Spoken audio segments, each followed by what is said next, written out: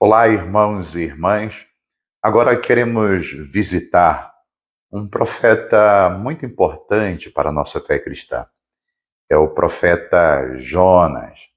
A história do livro de Jonas é uma história muito interessante. Deus chama este profeta para que ele comunicasse a salvação de Deus a todos os povos e que ele começasse esta missão a partir da cidade de Nínive, na Assíria. Mas o profeta Jonas se recusa a esse chamado do Senhor, por dois motivos. O primeiro é que Nínive, capital da Síria, era inimiga do povo de Deus, era a grande opressora do povo de Israel. E o segundo motivo, que explica o porquê Jonas não queria ir a Nínive, era porque o profeta acreditava que a salvação de Deus era unicamente para o povo de Israel e que não era uma salvação universal. Jonas não quer seguir o chamado do Senhor. Então ele vai para a cidade de Jope e ele quer fugir para Tarsis.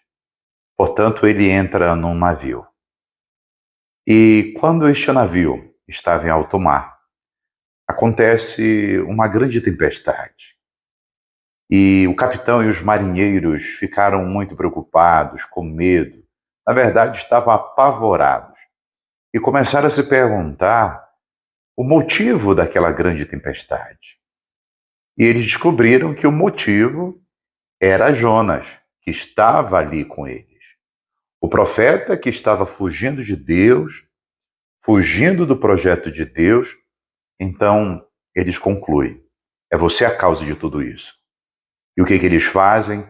Atiram Jonas ao mar, como um modo de se afastar dos problemas, do tormento, ou até mesmo fazer uma oferenda a Deus.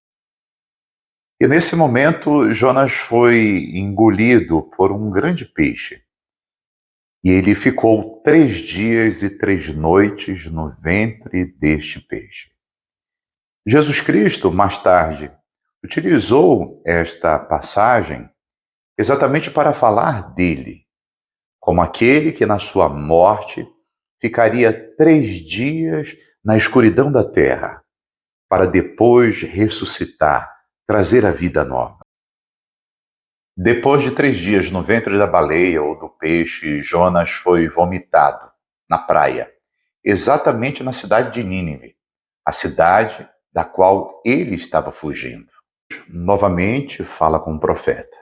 Insiste para que ele anuncie em Nínive. E Jonas vai desanimado. Bem diferente de todos os outros profetas, como Jeremias, Amós, que estavam empenhados no anúncio da palavra de Deus. Jonas vai desanimado. E acontece exatamente aquilo que ele não queria que acontecesse. É que todos aderem à fé no Deus de Israel. A pregação de Jonas, mesmo que fosse uma pregação desanimada, surte um efeito maravilhoso.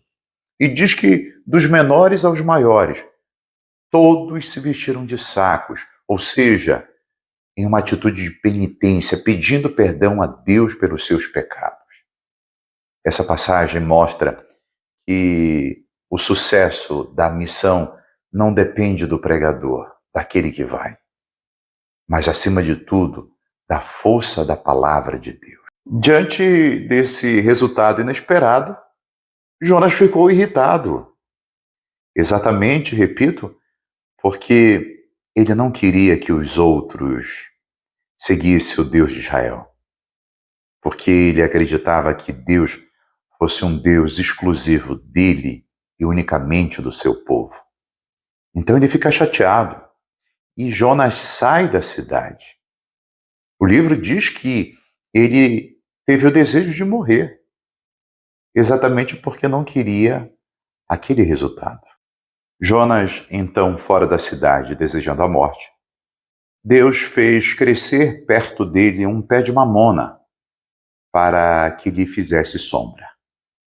No dia seguinte, Deus enviou um grande verme que comeu a raiz do pé de mamona, e aquele pé de mamona secou e morreu.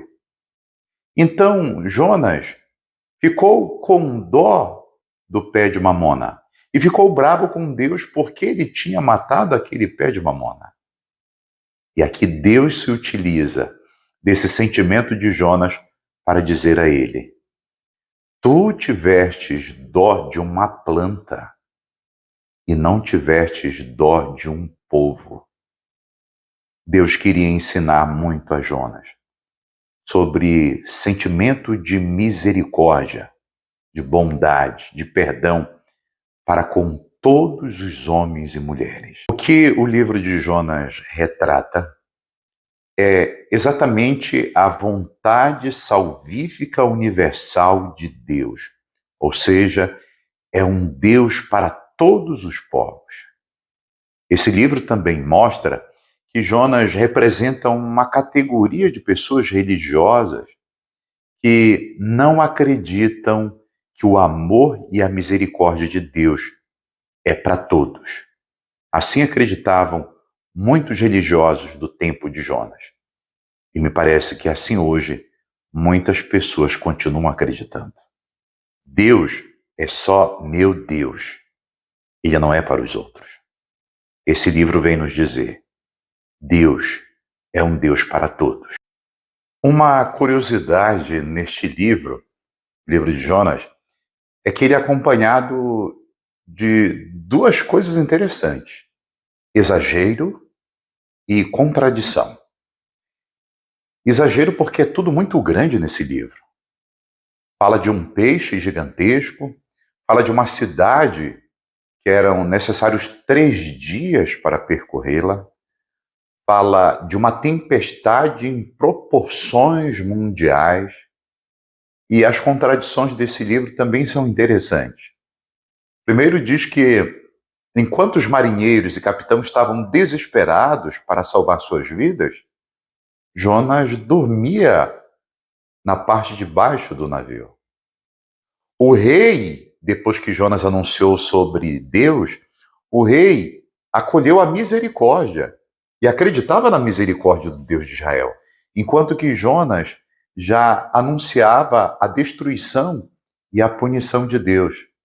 Então, elementos interessantíssimos para nos ajudar nessa leitura.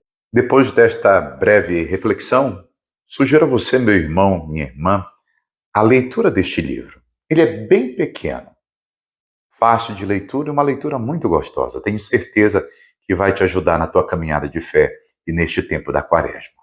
Um forte abraço, fiquem com Deus.